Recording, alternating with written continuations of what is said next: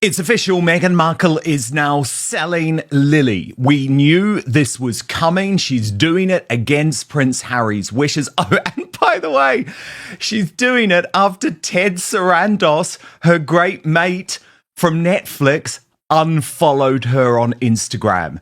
Yes, folks, things really are collapsing. We're going to get into all the juicy inside story with Lady Colin Campbell. But first, watch the Instagram, which I think shows she's actually a really terrible mother. I'll explain why, but look first. Are you having fun, my love? Archie.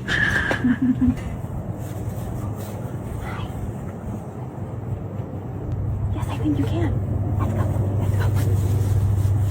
She certainly needed Netflix's editors there because, as the royal grift has pointed out, I feel for Archie. Imagine the only way to get attention from your narc mom is by being the lighting grip.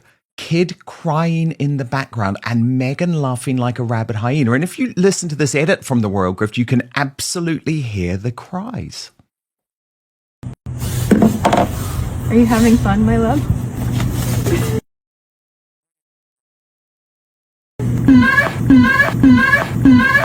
Archie. And as the Royal News Network pointed out, the kids' privacy is out the window. Things are getting bad, it seems, and it won't be long until they're fully monetizing the children and showing their faces for a paycheck. Also, is this not the most fake and contrived thing ever? Especially in that picture of her looking at Lili. From Hans, "Are you having fun, my love?" Translation, another negative variety article. Time to bring out the kids. Oops! I mean, Lili, we need to sell some flowers for $274. Mummy is working, and come, kids, let's use you for promo. Lady Colin Campbell, we knew this was coming. It doesn't make it any less sinister. No, Dan. In fact, it's extremely sinister because it breaks a whole host of protocols, rules, regulations, guidelines, starting with the Lord Chamberlain's guidelines on not using royal titles and not using royal personages for commercials. And then you also have American labor laws, which have very strict guidelines about monetizing children. And Meghan maybe is trying to make out that she's not monetizing her children, or maybe I should say she's not monetizing Harry's children, but she's certainly monetizing them. And you wonder, are they being paid? Which I suspect they're not. So if they are free labor, that really can constitute slave labor, because everybody's supposed to be paid for their labor. So the whole thing is yet again a bizarre, ill-considered notion by Meghan, really, for her to make money for herself.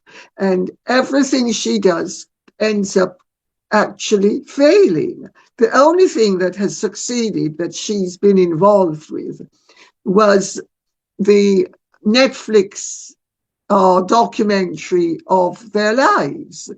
And the only reason why that succeeded was that she and Harry told a whole heap of lies about the royal family. But everything else she's been involved with has turned out to be a failure, hasn't it? Oh, without any doubt. Without any doubt. And look, Lady C, we have both been reporting for years that things behind the scenes at Netflix were not as they were being presented publicly. And we stood by our reporting, even when Netflix officials and Meghan Markle herself went on the record and tried to say that we were lying. And, you know, she's such great friends with Ted Sarandos because she had formed this friendship with Ted Sarandos's wife, who she took to Beyonce concerts. Well, now we see just how bad things are between Netflix and Meghan Markle, with the streaming company launching a vicious fight back. And I guess in the more modern styling, you really know someone dislikes you when they hit the unfollow button. And this, as Tom Sykes says, just got real. Netflix boss Ted Sarandos has unfollowed Meghan and as ever on Instagram. Yes, the ultimate diss in the social media age, making it very clear just how well Meghan's Netflix are holding me back line has gone down with the streaming giant. God alone knows why Meghan and her team decided to unleash a narrative that Netflix was useless and dragging their feet when very nice, mutually agreed upon breakup statements. One might almost have called it a corporate conscious uncoupling had both been agreed. Indeed, Netflix even went as far to say they had always planned this outcome, which seems generous of them. But Lady C, it's all over now. Meghan can send out her Rottweiler lawyers to Variety all she wants to say, oh, no, Ted Sarandos has been at my house. But actually, he can't stand you because you've treated him like a piece of shit. I need you to do something for me right now. It is free. It is easy. It is simple.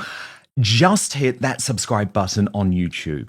That's because over 50% of you watching this video haven't done that yet. Well, of course, Dan, as you've observed, both you and I have been seeing this for over a year now. And, so really, Variety has simply confirmed what we were actually being fed by people in the know. And you and I both know that the way corporate America works is that no matter how awful the relationship is between the parties, you pretend everything's gone well and everybody's sort of, great friends and they're always going to be great friends. But Meghan, of course, made the fatal error of having had everything agreed. She bad-mouthed Netflix, and that was just insupportable where they were concerned. And she also seemed to think that she would be able to get away with bad-mouthing Netflix because she and Ted Sarandos' wife share some sub-Saharan African heritage. But I'm afraid that's not how big business works. And Meghan has yet again shown herself to be very calculating, very manipulative, and very naive, and also very treacherous, because surely she cannot have expected, except that she really did expect, that the parting of the way having been agreed nicely, that she was then going to put the boot in and say, well, of course, the fact of the matter is, would have been forever, ever, had Netflix not been so incompetent. And now I've managed to get rid of that albatross, and we are going to be having great things happening. I'm now on my way to billionaire status. But I think she's going to discover that she doesn't have the business aptitude, and she may have the professional qualifications to acquire a billionaire, but that's not the same thing as having business acumen, So let's see, because also I think she's poisoned her pond in terms of any billionaire who would want her, because billionaires want decent arm candy. They want a woman who everybody else is going to say, oh, isn't he lucky to have her? Well, nobody's going to say, isn't some guy lucky to have Meghan? They're going to say, oh, poor guy. Can you imagine? He's saddled with this piece of garbage. So she's either going to end up with a total imbecile who's inherited $1 billion, or she's going to end up with some nerd who's an autistic who's made himself $1 billion, and Harry will be jettisoned. Either that, or I'm afraid she and Harry are saddled with each other, because there's no way Meghan's going to be releasing Harry until it's for a better opportunity. That's my take on it. So I think the whole thing is an absolute disaster, and it couldn't have happened to a more deserving person. No, and Alison Boshoff in the Daily Mail today has even more damning details from her Netflix insiders, quoting them as saying, there was just all this jam. We thought there'd be more to it. And they say she has been purged by Netflix. Lady C, let me just take you into some of her reporting. Very similar to the Variety stuff, but it's got a little bit more colour. So she writes that the partnership had broken down far earlier than was never going wrong.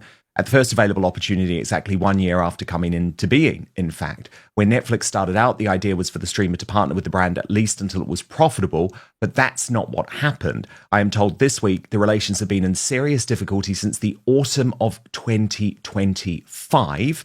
A source says that the streamer will never badmouth Meghan, publicly at least. No one is willing to be other than supportive in public, and yet, as was asserted in an explosive account published in Variety magazine this week, Netflix is done with the Sussexes, at least when it comes to As Ever.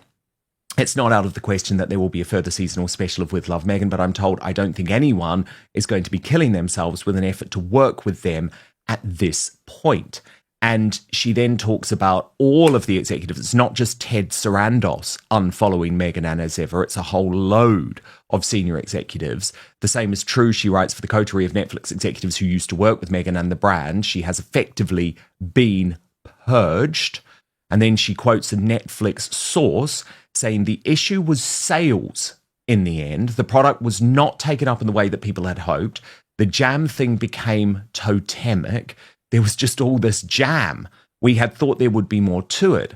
The failure was more to do with the product and the business model, which didn't work, and a people thing about Meghan being difficult, although I hear there was an element of both. What we have with Bridgerton, for instance, is a commercial brand partnership with an existing outlet, but that's not what we had here. It didn't work, and so it came to an end. Lady C. Well, Dan, any big commercial entity is going to be prepared to work with somebody, no matter how difficult they are, if they're going to make them money. If somebody's difficult and they're not going to make their money, they are going to run for the hills. If somebody is nice and isn't going to make their money, they're still going to run for the hills. It all comes down to the baseline financially. But Meghan was difficult because Meghan would walk out in the middle of conversations and do what she's done all her life.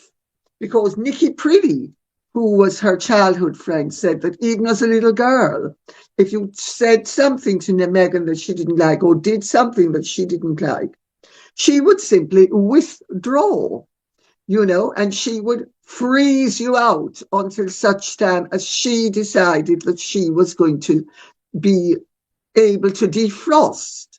And you don't do that sort of thing in a company, where you're having a meeting over Zoom and somebody tells you something that you don't like, and you simply walk out of the room. And then your PR people are trying to fool the world that it's because you are a hands-on mother. I mean, ridiculous. It's Meghan just doesn't seem to understand that people aren't as dumb as she is and that nobody believes her lies. She just doesn't seem to get it. Lady Colin Campbell, of course, the other big royal news of the week has been the release of the first extracts from Tom Bower's betrayal. Earlier in the week, I read out your X post, which pretty much backed up most of Bower's reporting here. He has been quoted today in a new diary piece in the Spectator magazine. This is his first response to Meghan and Harry going on the record and suggesting that his book is a deranged conspiracy. So before I get you to talk about the book, Lady C, it's just worth me reading out what Tom Bower has written in response to this in today's new edition of The Spectator. So he writes, deranged conspiracy. That's the Sussex's verdict of betrayal, my second blast at Harry and Meghan after the serialisation was in the papers at the weekend. Naturally, I'm grateful. The book now ranks number 1 on Amazon. My biography of Robert Maxwell also benefited with his endless writs. Similarly, Richard Branson sued twice to prevent publication. He lost and was denied the licence to run the National Lottery. The tycoon Tony Rowland was more subtle and effective. Bauer's book, he announced, is boring. He's missed all the good bits that hurt. So effectively, he's saying, actually, this is good publicity for the book. And he goes on to say, my new book exposes the vainglorious Duke and Duchess's downward spiral over the past 5 years towards an inglorious endgame. Dwindling fame and fortune is forcing them to revalidate their royal status. If they were able to return to Britain to stand in public alongside King Charles, that would be their ideal photo opportunity. But Harry's plot for public reconciliation at the Invictus Games in Birmingham next July is already being beset by a big problem. Injured Israeli soldiers fresh from Gaza will be competing, and Birmingham's Islamists are certain to protest. Will the king want to be associated with the inevitable violence? And after Meghan's monetisation of her royalty, her most recent wheeze is appearing at a £1,700 a head Ultimate Girls Weekend Australian health retreat. Will he really want to support the Sussexes? And then the key line, Lady C, inevitably, Prince William will block any reunion anyway. So, Lady C, you're a best-selling royal author. They actually made a massive strategic error here, didn't they? Because Tom Bauer is embracing this public denouncement of betrayal as a deranged conspiracy. And you say it's not, Lady C. You say, actually, he's got it right. Oh, without a doubt, he's got it right, Dan. Evidently, the contents of the book affirm and reaffirm everything you and I have been saying for the last several years. So, and in fact, somebody who's seen the book has already written to me and said, and I don't mean to be blowing my own trumpet, but she said, it's amazing because everything in the book is what you have said or have written about or said on your show for the last several years. And you and I are in accord with practically everything to do with Harry and Meghan. And you've said most of it as well, if not all of it. And so what Tom Bauer is showing is that the three of us have had our finger on the pulse and that we have all got it absolutely right. And I think it is wonderful that he's done it. And I think it's even more wonderful that Harry and Meghan were stupid enough to actually decry the contents of the book. Because, of course, that is invaluable publicity for Tom Bauer. I should hope if I write another book about them that they're going to do the same for my book, but I fear they're not going to. So I'm sure they learn from that mistake. And if you decide you're going to write a book about them, maybe they'll do it about you. Oh, no, I forgot. They went out of their way to destroy your life and nearly succeeded, actually.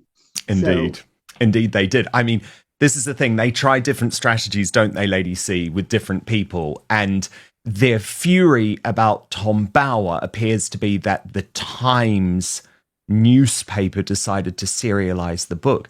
But the thing is, Lady C, everyone in the mainstream media, even the woke publications, are not buying in to Harry and Meghan's lies anymore. I mean, if you think about the Variety magazine expose this week, Meghan thought Variety was a friend of hers. I mean, it was Queen Esther, actually, who posted on X, Variety and Meghan Markle during the good times. Has any platform that's worked with her said anything genuinely positive beyond the standard PR niceties before things go south? And so, Lady C, it's like the Times have turned, Variety's turned, Hollywood Reporter's turned, Vanity Fair's turned. And indeed, I would say members of the public now don't trust the publications that do remain Sussex sycophants because we all know they're not telling the truth. Yes, I'm looking at you, Us Weekly, People Magazine, Town and Country, Harper's Bazaar, ITV News. Well, they're going to turn as well, Dan, because ultimately you will know, because you have been a top journalist in this country for decades, that basically it all comes down to pounds, shillings and pence. And as long as they have thought, all of the publications have thought that they would be able to make money off Meghan and Harry by being positive or by taking the devil's advocate point of view, or by going along with the victimhood narrative, or going along with she's a poor confident woman of colour who has been abused by the racist British press, not us, of course, everybody else, and by the racist British royal family. As long as they thought that they were going to make money that way, they were going to push the agenda. But everybody is falling by the wayside because it is so apparent to the public, to the people who buy and read newspapers, that Meghan Markle is a relentless fraud. She is a total phony. She is a study in artifice. She is vicious, nasty, poisonous, and basically one could even say evil, because the way she has behaved towards her father, and this I've said all along was going to trip her up, and it has had to trip her up.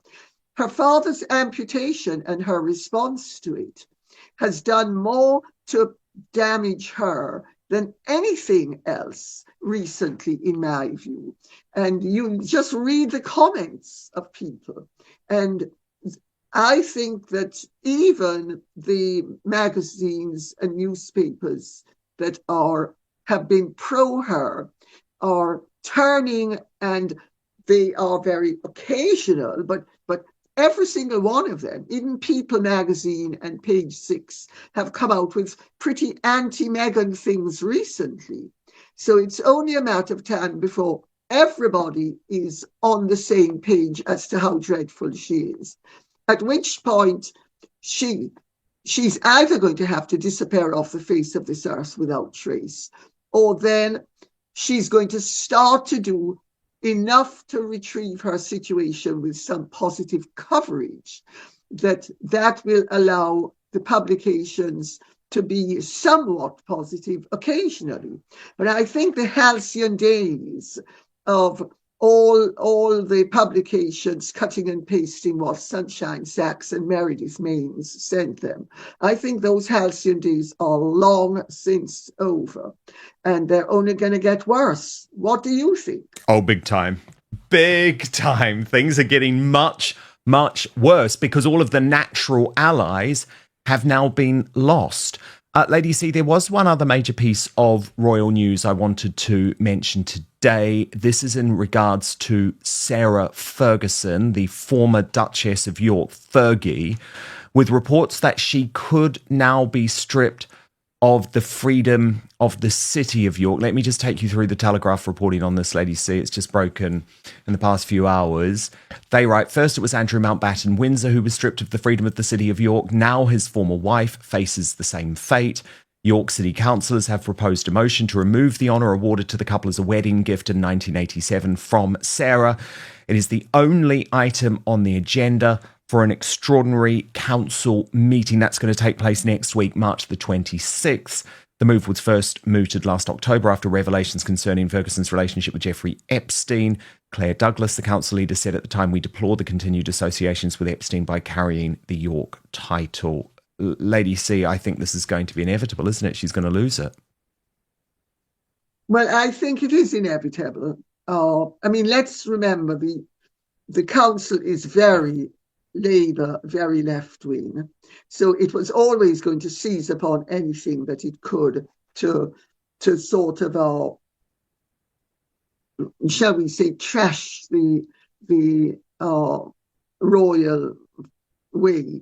But I think Sarah's behaviour has been so reprehensible.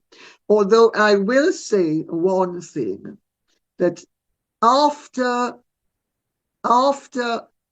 Epstein came out of prison, even at that point, actually I should say jail, because it wasn't prison, it was jail.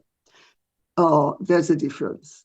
Even after he came out of jail, he was very, very assertive as to the fact that he had not known that any of the girls in question were underage.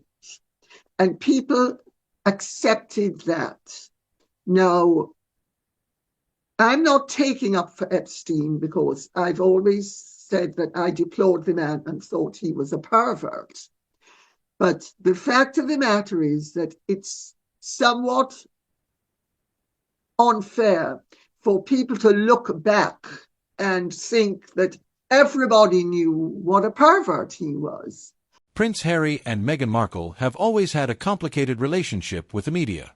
On one hand, they have spoken openly about privacy and protecting their children. On the other hand, they have occasionally shared glimpses of their family life through documentaries, interviews, and select public appearances. This balance between privacy and public exposure is at the center of the current controversy. The video in question is being described in dramatic terms, with claims that Meghan has broken royal rules, and even more extreme language suggesting she is somehow selling or exploiting her daughter. Some clips reportedly show Lilibet appearing emotional, which has added to the intensity of the reaction.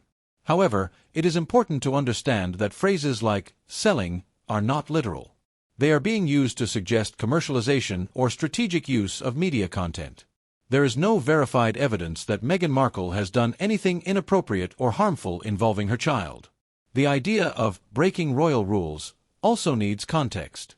While the royal family traditionally maintains strict privacy around children, these are not legal rules. They are long-standing customs. Since stepping back from royal duties, Harry and Meghan are no longer bound by the same expectations in the same way. What we are seeing here is a classic example of how media framing can shape perception.